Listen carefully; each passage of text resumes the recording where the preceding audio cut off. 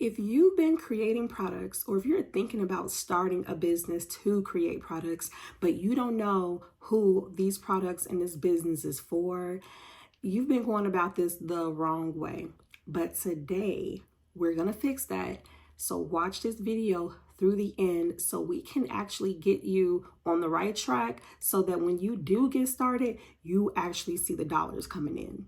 If you've been thinking about starting a business, or even you've already started creating products, but you don't really know who the products are for, you don't really know who the business is for, you've been going about this the wrong way, but don't worry, that's okay. Today, we're going to fix that so that you can start seeing the dollars come into your business. Did you know that 70% of entrepreneurs either fail or literally don't get off the ground because they're targeting the wrong audience, or they're not targeting an audience at all? Don't let that be you this year, because you're going to get off on the right foot. Watch this video all the way through to the end. Make sure you get your notes out so you can take notes, or just be ready to pause, rewind, come back to the video so that you know exactly what steps you need to take in order to find, and not only just find, but also be able to hit the right target audience this year. Hello and welcome to the channel. My name is Paris, and I help new and aspiring business owners start and grow their businesses and literally turn their ideas into cash making machines, okay? But today we're talking about something that is very, very, very important. And I see so many entrepreneurs skip this step, which is just horrible to watch, because after a while, you'll start trying to figure out why things aren't working or why you aren't getting the sales that you're trying to get. And it's simply because of this one mistake. So what if I told you that you can find the perfect audience, the perfect group of people who are waiting, kicking down the door to get your products in their hands without spending a single dollar on ads? That would make a difference, wouldn't it? Yes, it would. I know. So today we're talking about target audience. And let me just come up a little bit closer, because I really want you all to hear me, because this is so important. But a lot of entrepreneurs skip this step, and then they wonder why sales aren't coming in, or why they aren't really able to connect with their audience. And that's because they don't know who they're talking to. They don't know who their product is actually for. And we actually see this on a day-to-day basis. When you look at a lot of the big major companies, you see their branding, you see their marketing, and most definitely you see their targeting. It's obvious and apparent when a company is targeting a certain demographic or a certain audience, and knowing that one audience isn't for them and the other audience is. You see major big brands do this all the time, day in and day out. They know who they're targeting and who they're not targeting. And because they know who they're targeting and who they're not, when they begin to put these products out, you know if a product is for you, and you know when a product is not for you. Just the way they do that, this is what we need to do with our smaller businesses, or with our businesses, is to know who we're targeting, who we're talking to, who they are, and if the product that we've created for them is actually a product that they want and need.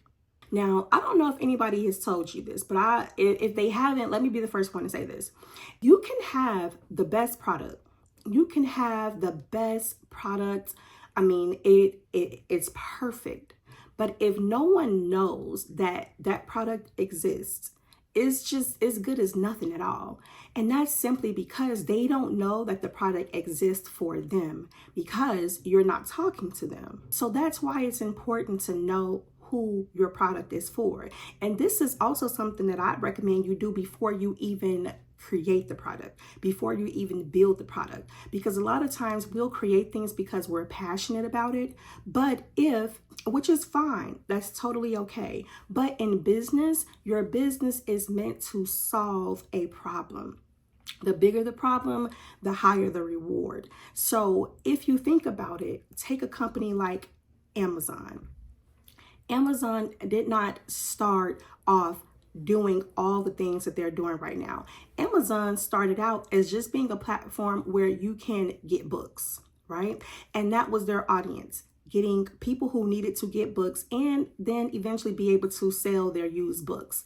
Very niched, very straight to the point, and it worked. Now, after they have served the need in that audience, then they began to expand. Then they began to compete on a higher or a larger platform and compete against some of their competitors like eBay. And if you ask me, they far surpassed eBay. But you understand that they originally started out serving one particular need for one particular audience, and it worked.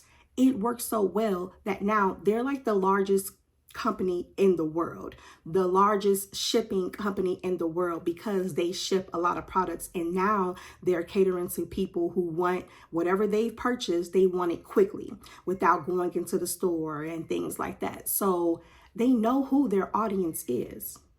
Thus, that has been the reason why people will even order on Amazon rather than ordering on other platforms like, say, Walmart or an eBay or things like that, because they've gotten so well at catering to the need of their audience. Now, I know a lot of you might be saying like, okay, I've heard this target audience thing before, but I think I know my audience. And thinking you know your audience and knowing your audience is a vast difference. If you don't know what your target person, and let's boil it down to just one person, okay? An audience of one, okay? Because when you know this person so well, you know what they like, you know what they don't like, you know how to speak to them, how not to speak to them, how to relate and how they're not going to relate. You know what their problem is, and you have the solution to their problem. It needs to be that detailed. And sometimes this can take a bit of research, which is totally fine. If you watch my previous video on how to make your first $5,000 creating a digital product using free tools like Canva, ChatGPT, and YouTube, I literally go through how you can use ChatGPT to research. And that's probably what we're going to need to do here. We're going to need to research so that we can answer these next few questions when we're determining who our target audience is. Now, I'm going to use myself as an example. I used to own several hair companies, and I mentioned this in my prior video, but when I owned these hair businesses, it was very clear who I was targeting and who I was not targeting, okay? I knew that the person I was targeting was a working, more than likely a millennial woman who was working. So she was a 9-to-5 girly, okay? She did not have the time to sit in the chair at the salons because she was very busy, or at the time working from home, and really didn't, because it was a lot of this was during COVID, so she wasn't able to actually get to the hair salon, and her stylist wasn't taking any appointments. So I knew that she had to be able to show up on Zoom, and therefore she needed to be presentable, right? So when I created my products, which was hair and wigs, what I did was I created wigs that were already pre-styled, and they looked very natural and they look very professional, where you can wear them either showing up on the Zoom, or if you had to physically go into the office or, catch a quick meeting, she can put her wig on and just go, right? So because I knew that she was more than likely a millennial, she was a working woman, maybe she was a mom, but she was very busy. She didn't have time to sit in the mirror for hours and do her hair. Also, she did not want very loud and colorful hair. She wanted very muted, nice kept, nicely done, nicely styled. And most of all, she wanted it to look very natural. And because I knew that that was my girl, then I started to dig a little deeper. I had to ask, what age is she? Where does she live? Okay, because I'm in the US, I knew that I was not targeting the UK, or I wasn't necessarily targeting Canada, right? I knew where she lived. I knew that she was a working professional. So when I showed up online, I knew how to speak to my target girl, right? I couldn't speak to her as if I was speaking to a 18 or 19 or even 21-year-old, because she probably wouldn't relate. It would probably put her off a little bit and start to think, yeah, that's not a product for me. So because I knew that, I was selling her this look, very polished, very put together, and not this.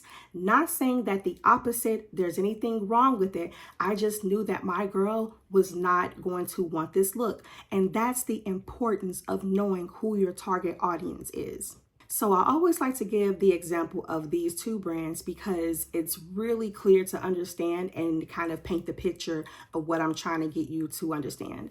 The first brand is Fashion Nova. A lot of people, well, I want to say everyone, but most people do know about Fashion Nova, right? Fashion Nova is a fast fashion type of company, or, you know, they sell clothes that is definitely for a particular type of audience. And then let's take something like an H&M. Very different looks, very different aesthetics, and it's very clear who's targeting who. Right? So I had been on the text list. Now, here's the thing. I want to prove to you how important target audience is. Now, I've been on the text list for Fashion Nova for years, like for a really long time. But would you believe me if I told you I've never ordered a single thing? I've never ordered a single thing from Fashion Nova. What? Yeah, yes, yeah, you heard that right. Now, take H&M. I've been on the text list for H&M, and I shop with H&M all the time. I do. I shop with H&M all the time, and that's because of what I'm telling you. Let's take an example. Here is a text list. This is from being on the text message list with Fashion Nova. And if you look at the language that is being used, they know who they're talking to. They're talking to a more urban, edgy group of people or audience, maybe of a younger demographic, and they are using some of the language that they relate to. Now, me, on the other hand, I want you to take a look at some of the messages. Like some of them, like this one, is a bit much, And because a lot of the language being used in the text messaging alone, I knew that this company was not for me. I don't even talk like this. And so I don't want a brand that I am looking to support or purchase from to speak to me in this kind of way. Not saying that there's anything wrong with it, because obviously it has worked for their target audience because they've grown. They do millions of dollars a day, okay? However, take H&M. Very professional, straight to the point, lets me know about my sales so I can pop in, order, or pop in the store, grab what I want to get. And that's how I like to be handled, which is why I shop with one over the other. That's the importance of target audience. That's why when you put out a product, it's not landing, because you're not talking to or targeting a specific person. Think about it like this. If, you know, because there's a saying, if you're trying to target to everybody, like you can't say, oh, my product is for everybody. It's really for anybody. It's not really for anybody, and it should not be for anybody, because if you try and target everybody, you are targeting no one at all, and your brand will feel all over the place. Your brand won't feel focused. It won't feel driven. It won't feel like there has been much thought given. And it's only because you haven't quite yet developed a profile of the exact person that you're targeting. For example, if you know that you're targeting a more of a millennial audience or older audience, there are going to be specific places that you're going to show up when you talk about your product. You're probably going to show up on Instagram, maybe even TikTok, but you'll be on Instagram primarily. Like I said, maybe TikTok. You may even do a little Facebook, right? But if you don't know that your target audience is a group of people that would be on Facebook, then you should not be promoting your product on Facebook, because you're completely going to miss your audience. Now, if you have an audience, or if you're younger, you're in your early 20s, late teens, so I'm talking 18, 19, 20-year old, and you have a product, right? You're going to skip Facebook altogether, because your audience they're not on Facebook. And everyone knows that Facebook is really for an older community, right? You're going to be on TikTok for sure. You're going to be on Instagram more than likely. And that's how important it is to know where your audience is, so that you can be where they are. Now, you can use ChatGPT to help you understand your audience a little bit more and be able to really get a fine profile on who your audience is. Now, what you're basically going to do is create what's called a buyer persona. Okay, and you're going to pop over into ChatGPT and let ChatGPT help you create this buyer persona. And here's an example of how you're going to do that. Okay, so here we are over in ChatGPT, and we're going to simply put in the prompt. I want you to do some research for me. Act as an expert business strategist and social media marketer. Tell me 10 frustrations, 10 desires, and 10 fears and 10 solutions that new business owners experience with their new digital products and growth strategies. Put it into a table format and label X axis 1 through 10 and Y axis frustrations, desires, fears, and solutions. And you're going to notice here that ChatGPT is going to spit out a prompt, and it's going to be in a table format. And with this table format, it's going to do just that. It's going to list out a buyer persona for our target audience, listing out what their frustrations are, what are their desires, what are their fears, and the solutions that we're going to be providing to this particular demographic. And so once you get that information, the next prompt that we're going to put in is based on this research. What would be the best way to market my digital product to a person who is experiencing this? And where are they most likely spending their time on the internet?